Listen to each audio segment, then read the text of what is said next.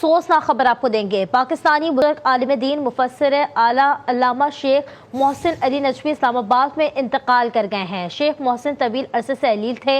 उनकी नमाज जनाजा कल बाद अज नमाज ज़ोहर जामिल कौसर इस्लामाबाद में अदा की जाएगी। शिया उलमा कौंसिल के सरबराह अल्लामा साजिद नकवी ने शेख मोहसिन नजवी की रहलत पर इजहार अफसोस किया और कहा कि उनकी खिदमात तादीर याद रखी जाएंगी। इस पर मजीद जानेंगे, हमारे साथ इंतजार हैदरी मौजूद है। इंतजार, बताइए, अफसोसनाक खबर सामने आ रही है। हाँ जी बिल्कुल, मिल्लत जाफरिया के बुजुर्ग आलिम दीन मुफस्सिर कुरान शेख मोहसिन अली नजवी वफात पा गए हैं। नमाज जनाजा कल इस्लामाबाद में जामिया सादिक में अदा की जाएगी।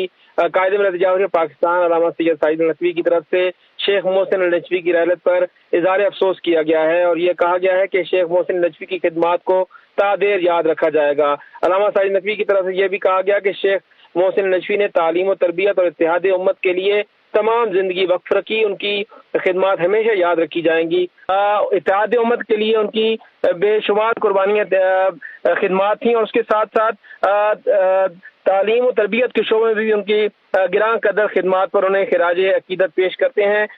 उनकी रहलत जो है वो मिल्लत जाफरिया के लिए एक बड़ा नुकसान है।